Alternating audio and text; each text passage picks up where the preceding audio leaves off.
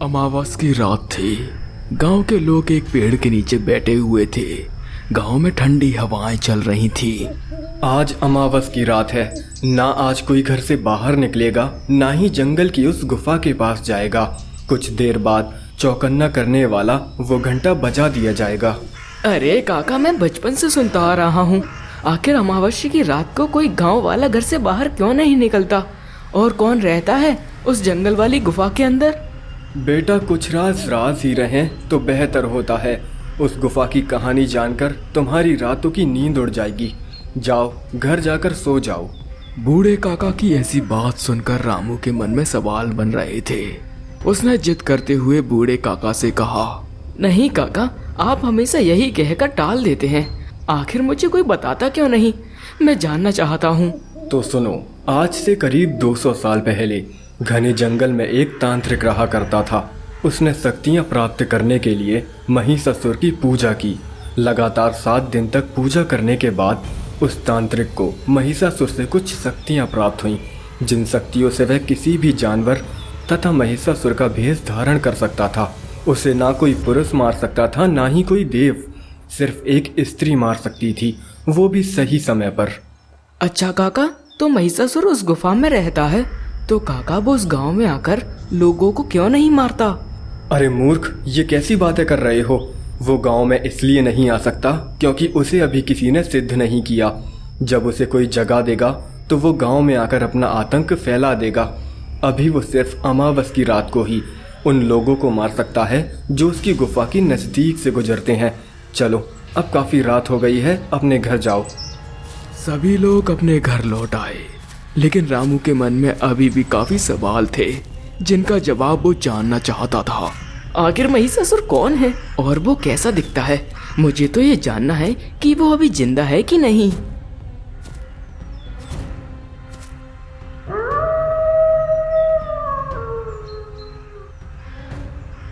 वहीं सुरेश हाथों में लालटेन पकड़े हुए जंगल की ओर जा रहा था। उसे अमावस्या की रात का कोई डर नहीं था।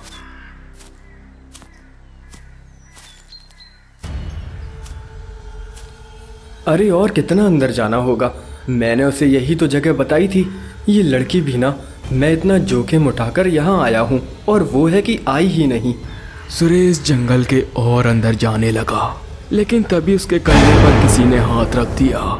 सुरेश डर गया और पीछे मुड़ा। अरे मेघा, तुम आ गई? कितनी देर लगा दी तुमने? हाँ, आ गई मैं। जंगल के इतने अंदर कहाँ जा रहे थे? तुम्हें पता है ना, आज अमावस्या की रात है। कोई गांव वाला डर के कारण घर से बाहर भी नहीं निकलता, और तुम हो जो तुमने मुझे आज इसी जंगल में बुलाया। अरे मेघा, तभी तो मैंने तुम्हें बुलाया है, ताकि हम पूरे गांव में आराम से घूम सकें और कोई हमें ना देखे। लेकिन पहले मैं तुम्हें एक जगह लेकर जाना चाहता हूँ, चलो। दोनों साथ में बातें करते हुए जंगल के अंदर चले गए। मेघा अंदर से डरी हुई थी, लेकिन सुरेश की बातों में आकर वह भी जंगल के अंदर चली गई। अरे सुरेश, हम लौट चलते हैं। हम कहाँ जा रहे हैं? मुझे तो बहुत डर लग रहा है। अरे मेघा, गांव वाले इस जंगल की गुफा के बारे में काफ़ी सारी बातें बनाते हैं। मुझे जानना है, आखिर इस गुफा के अंदर ऐसा है क्या जिससे लोग इतना डरते हैं। गुफा का नाम सुनकर मेघा के कदम रुक गए और वो डरते हुए बोली, क्या गुफा? नहीं सुरेश, हम वहाँ नहीं जाएंगे। तुम्हें जाना है तो अकेले जाओ, मैं नहीं जाऊंगी। तभी ठीक सामने गुफा में 2 लाल आंखें चमकती हैं, जिसे देखकर दोनों डर जाते हैं। अरे नहीं, ये किसकी आंखें हैं? इतनी बड़ी आंखें किसी जानवर की नहीं हो सकती। कहीं ये वही तो नहीं जिसके बारे में गांव वाले कहते हैं। दोनों डरते हुए वहां से भागने लगे। वह दोनों कांप रहे थे। तभी गुफा से किसी के चिल्लाने की आवाज आई, लेकिन तभी सुरेश का पैर किसी ने पकड़ लिया और खींचते हुए गुफा में ले जाने लगा। अरे नहीं, मुझे जाने दो, छोड़ दो मुझे। मेघा, बचाओ मुझे। मेघा बहुत डर गई थी। वह भागते हुए गांव पहुंची। उसके हाथ पैर कांप रहे थे और वह वहीं बेहोश हो गई।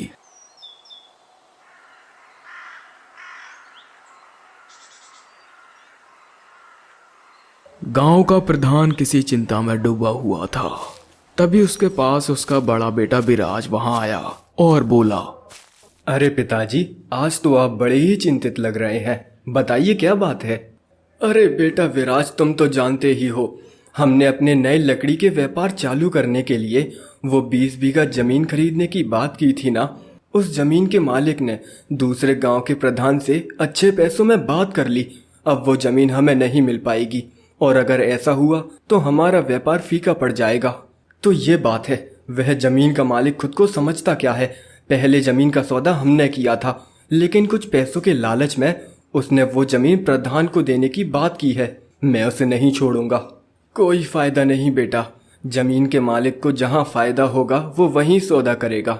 हमारे रास्ते का कांटा वो दूसरे गांव का प्रधान है, ना कि जमीन का मालिक। तो ठीक है पिताजी, मैं उस प्रधान को मरवा दूंगा, किसी को कुछ पता नहीं चलेगा। शाम के वक्त विराज और उसका छोटा भाई राजीव एक डाकू के सामने खड़े थे। सुनो, तुम्हें दूसरे गांव का प्रधान प्रताप सिंह को मारना है। इसके बदले तुम्हें जितना धन चाहिए हम देंगे, अगर कमी लगेगी तो और दे देंगे। काम हो जाएगा, लेकिन 100 सोने के सिक्के तैयार रखना। किसी की जान लेने के बदले इतनी धनराशि तो बनती है।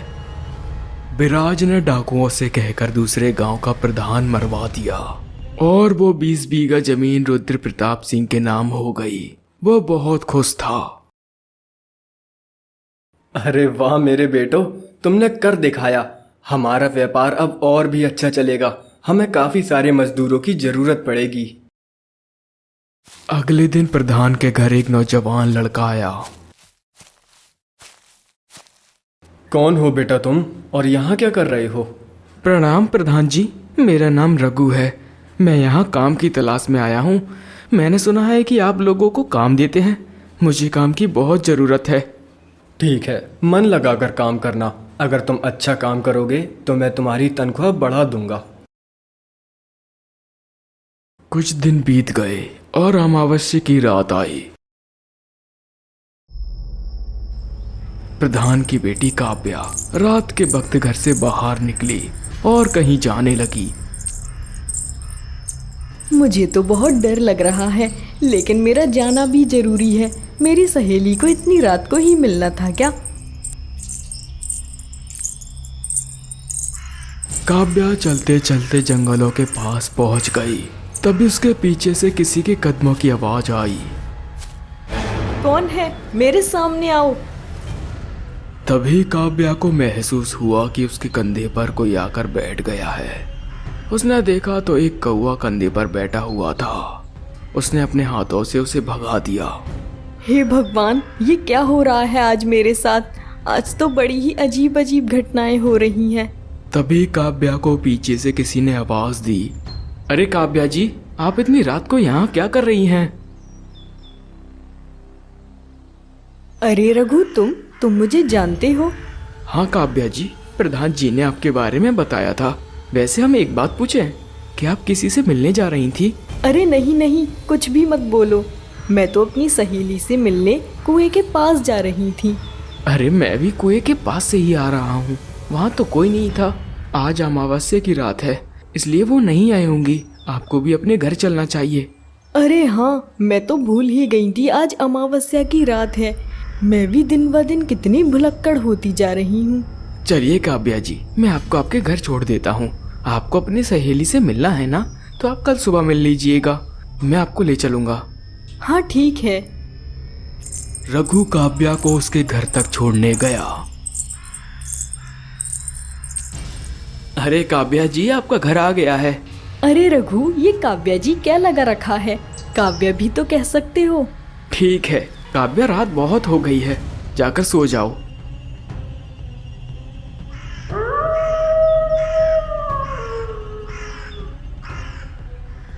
रात के वक्त विराज सो रहा था।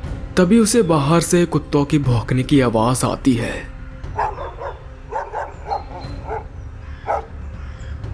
अरे इतनी रात को कुत्ते क्यों भौंक रहे हैं? क्या हुआ इन्हें? बाहर जाकर देखना होगा। विराज बाहर गया। लेकिन उसने बाहर आकर देखा तो एक भी कुत्ता नहीं था, सिवाय एक सूअर के। अरे आवाज तो कुत्ते की थी, लेकिन ये तो सूअर है। तभी सूअर जोर जोर से चिल्लाने लगा। अरे चुप कर, रुक, तुझे अभी बताता हूँ। विराज डंडा लेकर उस सूअर के पास आया और उसमें 2 डंडे चिपका दिए। आया मजा, अब भाग यहाँ से। तभी तेज धुआं आता है। विराज ने अपनी नाक बंद कर ली और जब धुआं गायब हुआ तो उसने सामने देखा, वहां कोई जानवर नहीं था। अरे यहाँ तो कोई जानवर नहीं है, फिर वो सूअर कहाँ गया? अभी तो यहीं था। तभी अचानक परछाई से बने हाथ ने विराज का पैर पकड़ लिया और खींचते हुए उसे जंगल में ले गया। अरे कौन हो तुम? मुझे कहाँ ले जा रहे हो? मुझे छोड़ दो। विराज को दूर एक पेड़ पर फेंक दिया। विराज का शरीर जख्मी हो गया था और वो बोला, अरे कौन था वो? नहीं, यहाँ तक मुझे खींचते हुए कौन लेकर आया? हे भगवान, मेरी रक्षा करना।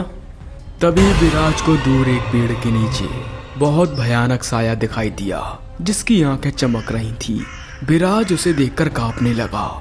हे भगवान, ये तो वही है, पर इसे आजाद किसने किया?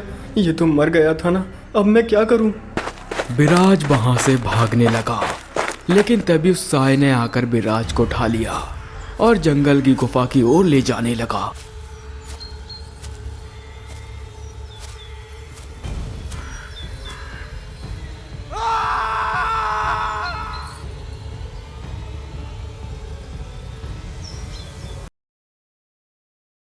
अरे भाग्यवान, जरा देखो तो विराज नाश्ते के लिए क्यों नहीं आया?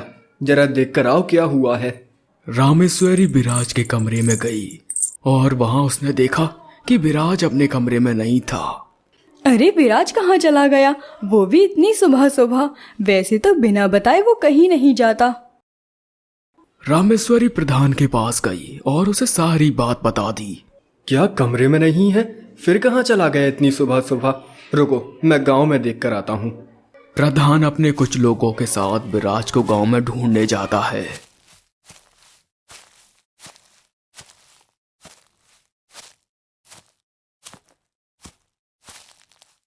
अरे मंगल, विराज का कुछ पता चला क्या? नहीं मालिक, मैंने और साथ के लोगों ने सारा गांव छान मारा, लेकिन बड़े मालिक हमें कहीं नहीं मिले।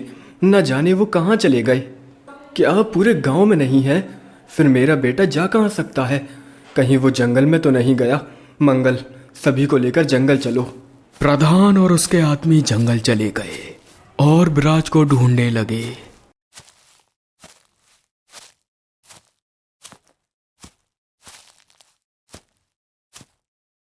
अरे विराज, ओ विराज, बेटा कहाँ हो तुम?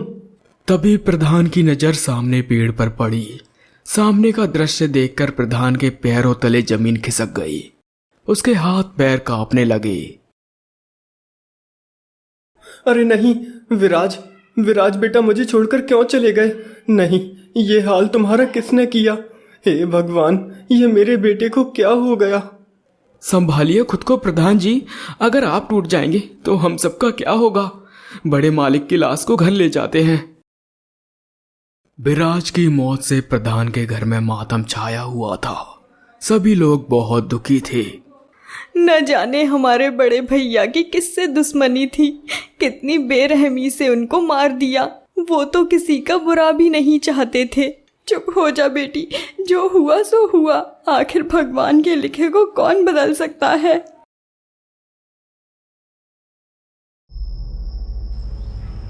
शाम के वक्त प्रधान का छोटा बेटा राजीव घर के बाहर सो रहा था। वह अपने भाई की मौत से बहुत दुखी था।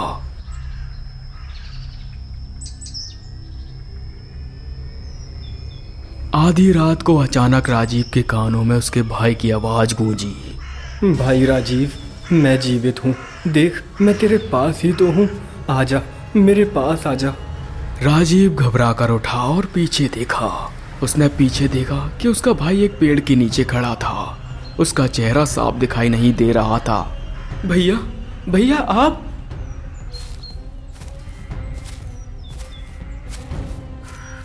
भैया आप यहाँ कैसे? आप जीवित हैं? तो फिर जंगल में जो लाश मिली थी वो कौन था? विराज कुछ जवाब नहीं देता। वो सिर्फ राजीव को देखे जा रहा था। भैया भैया आप कुछ कहते क्यों नहीं, कुछ तो कहिए। तभी अचानक विराज ने एक बड़े भयानक साये का रूप धारण कर लिया। उसके सर पर बड़े बड़े सिंह थे। वह बहुत बड़ा और ताकतवर दिखाई दे रहा था। हे भगवान, कौन हो तुम और यहाँ क्या कर रहे हो? महिषासुर ने राजीव को उठाया और गुफा में ले जाने लगा। उस साये ने राजीव को गुफा के अंदर फेंक दिया। ये तो वही है जिससे पूरा गांव डरता है। लेकिन आज तो अमावस्या की रात भी नहीं, तो फिर ये गांव में कैसे आ सकता है? तभी उसके सामने महिषासुर आ गया और घने जंगलों में राजीव की चीखें गूंज उठी। वहां गांव में अचानक मौसम बिगड़ने लगा और तेज आंधी चलने लगी, बिजली कड़कने लगी।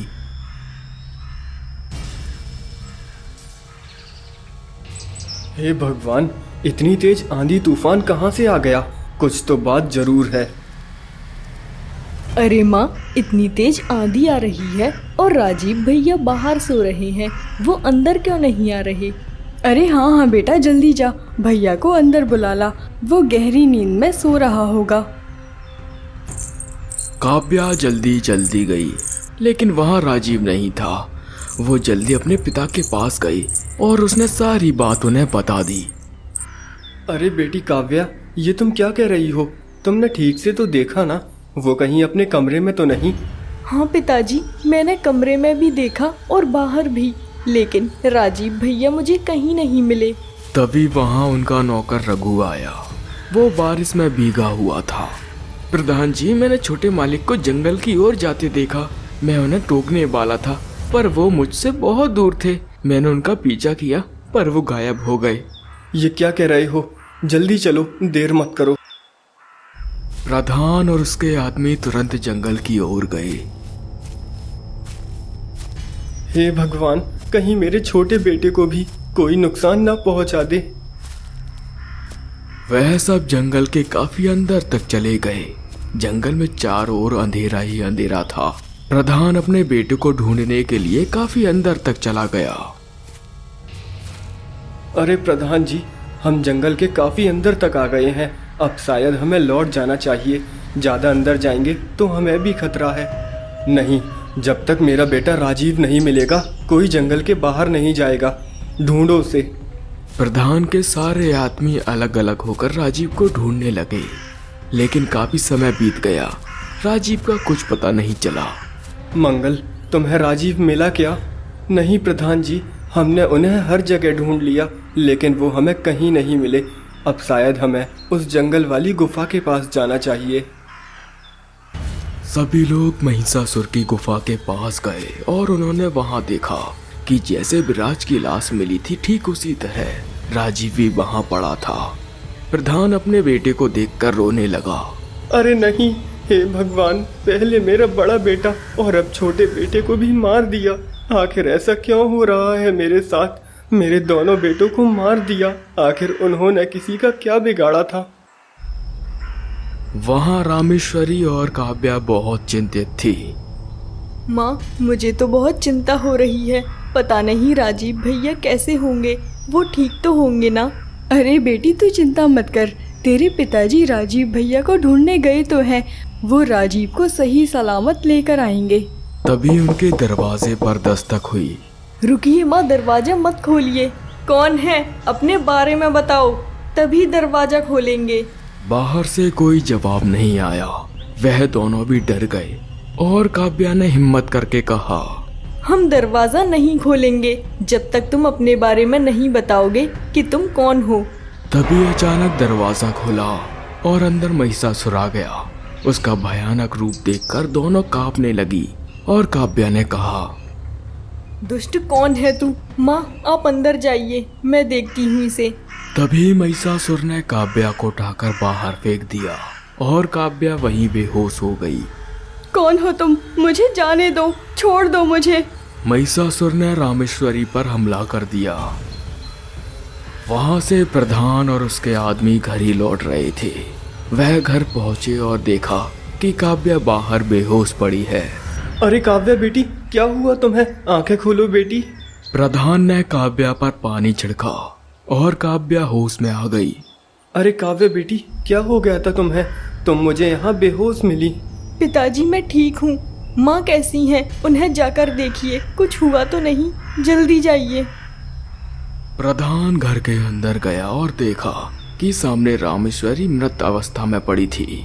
उसे देखकर प्रधान अपने दोनों घुटनों पर बैठ गया और फूट फूट कर रोने लगा। प्रधान अंदर से पूरी तरह टूट चुका था। उसे अपने दोनों बेटों और पत्नी के जाने का बहुत दुख था। हे भगवान, आखिर आप चाहते क्या हो? पहले मेरे दोनों बेटों को मुझसे छीन लिया और अब मेरी पत्नी भी। हे भगवान, इनकी जगह मुझे ही मार दिया होता। वहाँ रघु आया और उसने कहा, अरे प्रधान जी, ये सब कैसे हो गया? क्या हुआ मालकिन को? चलो इन्हें वैद्य के पास ले चलते हैं। कोई फायदा नहीं रघु, अब माँ जा चुकी हैं, अब उन्हें कोई नहीं बचा सकता। काव्या तुम तो यहीं थी ना, बताओ क्या हुआ था? पिताजी के जाने के बाद दरवाजे पर दस्तक हुई। हमारे बहुत पूछने के बाद भी उसने जवाब नहीं दिया, तो हमने भी दरवाजा नहीं खोला।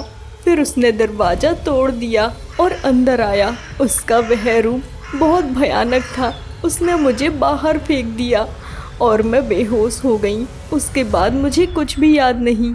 अब हमें तांत्रिक बाबा को बुलाना होगा। मेरे पास अब मेरी बेटी के अलावा कोई नहीं है।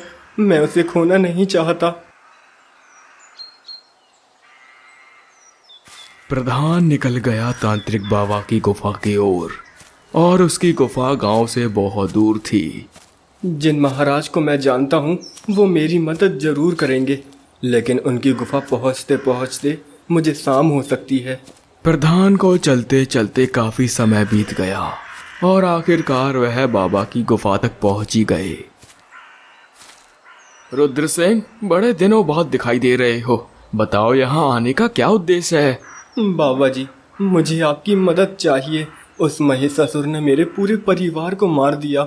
न जाने मुझसे ऐसी कौन सी भूल हो गई। अब मेरे पास मेरी सिर्फ एक बेटी है। मैं उसे खोना नहीं चाहता। आपको मेरी मदद करनी होगी उस महिषासुर को मारने के लिए। ठीक है, मैं तुम्हारी मदद अवश्य करूंगा, लेकिन उसके लिए मुझे तुम्हारे घर आकर एक पूजा करनी होगी। ठीक है बाबा जी, जल्दी चलिए। प्रधान तांत्रिक को अपने घर ले गया। बाबा जी, ये मेरी बेटी है काव्या, और बेटा काव्या, यही है वो महान तांत्रिक बाबा जो हमारी मदद करेंगे। सेठ, तुम ये बात तो जानते ही होगे कि महिषासुर को ना तो कोई पुरुष मार सकता है और ना ही कोई देव। उसे सिर्फ एक स्त्री मार सकती है। उस महिषासुर को तुम्हारी बेटी मार सकती है। क्या बाबा जी, मैं उस भयानक शैतान को कैसे मार सकती हूँ? मुझे तो वो कुछ पल में ही मार देगा। बेटी, वो सब तो तुम मुझ पर छोड़ दो। बस पहले ये बताओ कि तुम उसे मारने के लिए तैयार हो ना?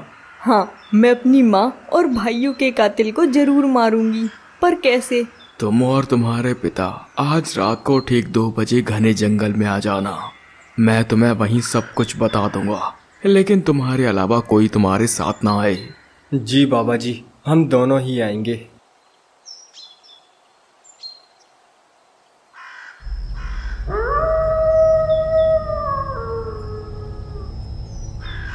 रात के 2 बज गए और आधी रात को प्रधान और उसकी बेटी काव्या जंगल की ओर जाने लगी।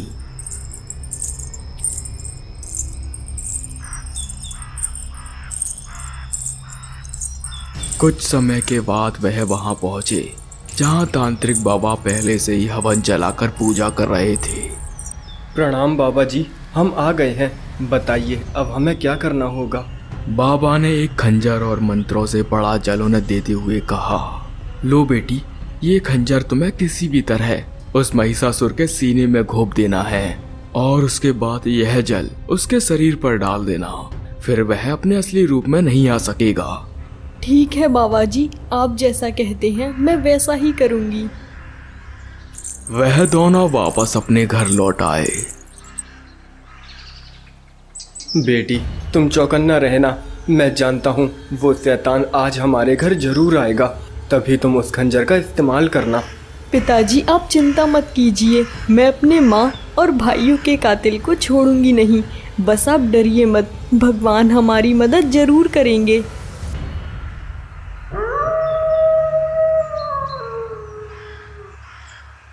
आधी रात हो गई और तेज हवाओं के साथ अचानक प्रधान के दरवाजे पर जोर जोर से दस्तक होने लगी। प्रधान डर गया और बोला, कौन हो तुम? सुबह आना, अभी मत आओ। तभी दरवाजा खुला और अंदर महिषासुर आ गया। उसका भयानक रूप देखकर प्रधान डर गया। दुष्ट, तूने मेरे परिवार को मारकर सही नहीं किया। मैं तुझे छोड़ूंगा नहीं। आज तेरा अंत निश्चित है। इतना सुनते ही महिषासुर प्रधान की ओर बढ़ा। प्रधान भी भागते हुए अपनी बेटी के कमरे में जाने लगा। वहां काव्या भी पूरी तैयारी में खड़ी थी। जैसे ही महिषासुर अंदर गया, उसने चाकू महिषासुर के सीने में घोंप दिया और वह वहीं तड़पने लगा। जब वह अपने असली रूप में आया तो वो कोई और नहीं बल्कि उनका नौकर रघु था। धोखेबाज, मैंने तुझे अपने यहाँ नौकरी दी और तूने मेरे ही परिवार को मार दिया। आखिर उन्होंने तुम्हारा क्या बिगाड़ा था? हाँ रघु, बताओ तुम्हें ये सब करके क्या मिल गया? क्या बिगाड़ा था मेरी माँ और भाइयों ने? काव्या, मैं तो बस तुम्हारे पिताजी से बदला लेना चाहता था। हाँ, आखिर इन्हें भी तो पता चले कि अपनों को खोने का दुख कितना होता है। क्या कह रहे हो? मुझे तो कुछ समझ नहीं आ रहा। मेरे पिताजी से कैसा बदला? उन्होंने क्या किया है? मैं बताता हूँ, ये बहुत 2 साल पहले की है। मैं प्रताप सिंह का बेटा हूँ। बेटा रघु, मैं कुछ काम से शहर जा रहा हूँ। तुम्हारे लिए कुछ लाना है तो मुझे बता दो। अरे नहीं नहीं पिताजी, मैं कोई छोटा बच्चा थोड़ी ना हूँ जो अपने लिए खिलौने मंगवाऊंगा। नहीं, मुझे कुछ नहीं चाहिए, बस आप अपना ख्याल रखना। अरे बेटा, तुम चाहे कितने भी बड़े हो जाओ, रहोगे तो मेरे लिए बच्चे ही। मेरे जाने के बाद अगर तुम्हें कुछ चाहिए हो तो रामू काका से कह देना। इतना कहकर प्रताप सिंह शहर की ओर निकल गए। आज तो मुझे सफ़र पैदल ही करना होगा। कभी कभार पैदल चलना भी सेहत के लिए बहुत अच्छा होता है। प्रताप सिंह को चलते चलते बहुत देर हो जाती है। तभी उसके सामने बिराज के भेजे डाकू आते हैं। कौन हो तुम और मेरा रास्ता क्यों रोक रहे हो? हट जाओ मेरे रास्ते से, मुझे जाने दो। ऐसे कैसे जाने दूं तुझे मारने के मुझे 100 सोने के सिक्के मिल रहे हैं। इतना धन मैं कैसे छोड़ सकता हूँ? माफ करना, तुझे मरना होगा। ऐसा मत करो। मेरा एक बेटा है जिसका मेरे अलावा और कोई नहीं। उसकी माँ बचपन में ही गुजर गई थी। मेरी मौत वो बर्दाश्त नहीं कर पाएगा। मुझे जाने दो। डाकू ने प्रताप सिंह की एक नहीं सुनी, उसने उसे मार दिया। और कुछ दिन बाद प्रताप सिंह के नौकरों को उसकी लाश मिली और उसके नौकर प्रताप की लाश रघु के पास ले गए। नहीं पिताजी, ये कैसे हो सकता है? आखिर मेरे पिताजी ने क्या गलती की थी जो डाकुओं ने उन्हें मार दिया? वो तो गरीब बच्चों के लिए स्कूल और मुफ्त में इलाज होने वाला अस्पताल खोलना चाहते थे। मैं जानता हूँ मेरे पिताजी को जमीन के लालच में मारा गया है और ये भी जानता हूँ ये काम किसका है। मैं किसी को नहीं छोड़ूंगा, किसी को भी नहीं। रघु सीधा दूसरी गांव की ओर निकल गया। अगर मैं अपने इस रूप में उन लोगों को मारूंगा तो कभी जीत नहीं पाऊंगा। वो मुझे मेरे पिता की तरह ही मार देंगे। लेकिन मैं उसे जगाऊंगा जिसे सारे गांव वाले डरते हैं, महिषासुर। रघु महिषासुर की गुफा में गया। वहां एक किताब थी और महिषासुर की विशाल मूर्ति। उसने किताब उठाई और पूजा करने लगा। किताब में लिखे हर मंत्र को वह बड़ी सावधानी से पढ़ रहा था। लगातार 3 दिन तक पूजा करने के बाद आसमान में अचानक से बिजली कड़कने लगी और तेज हवाएं चलने लगी। रघु को एक आवाज आई, आंखें खोलो रघु और बताओ आखिर तुम क्या चाहते हो? धन, दौलत या और कुछ? ना मुझे धन चाहिए ना दौलत। मुझे चाहिए आपकी शक्ति, आपका रूप, जिससे मैं अपने पिता की मौत का बदला ले सकूं। मेरे अंदर एक आग जल रही है जो रुद्र प्रताप सिंह के परिवार को मारने के बाद ही बुझेगी। रघु को महिषासुर की शक्तियां मिल गई और पूरे गांव में महिषासुर की हुंकार गूंज गई। तब से ही मैंने एक एक करके तुम्हारे सारे घर वालों को मार दिया। बस अब इस लालची को मारना बाकी है। बेटी, इस पर वो जादुई जल डाल दो जो बाबा जी ने दिया था। काव्या कुछ नहीं बोली, वह मूर्ति की तरह खड़ी रही। तभी प्रधान अंदर गया और वह जल लेकर आया। उसने वह जल रघु पर डाल दिया रघु जोर जोर से चिल्लाने लगा। अरे पिताजी, ये क्या किया आपने? पिताजी, आप बड़े ही लालची और गद्दार हैं। आपने जमीन के लालच में किसी की जान ले ली। मुझे आपसे ये उम्मीद नहीं थी। मैं आपकी सच्चाई पूरे गांव में लेकर आऊंगी। पागल लड़की, मरना चाहती है क्या? तू मेरी सच्चाई तब सामने लेकर आएगी जब तू जीवित बचेगी। मैं तुझे मार दूंगा। तभी प्रधान एक डंडा लेकर काव्या के पीछे भागा, लेकिन काव्या भागती भागती अपने कमरे में चली गई। अरे पिताजी, ये आप क्या कर रहे हैं? अपनी बेटी को ही मार देंगे। पिताजी, मुझे छोड़ दीजिए। मैं किसी को कुछ नहीं बताऊंगी। बस मुझे जाने दीजिए। कैसे जाने दूं तुझे? मुझे सिर्फ धन कमाना है, इतना धन कि कोई मेरी बराबरी ना कर सके, और वो रुकावट तू भी नहीं बन सकती। मैं तुझे मार दूंगा। लेकिन तभी पीछे से महिषासुर की चीख गूंज उठी। वो आया और प्रधान को मार दिया। प्रधान को मारने के बाद रघु अपने असली रूप में आ गया। काव्या, मुझे माफ कर दो, लेकिन ये करना मेरी मजबूरी थी। अब मुझ में वो बदले की आग बुझ चुकी है।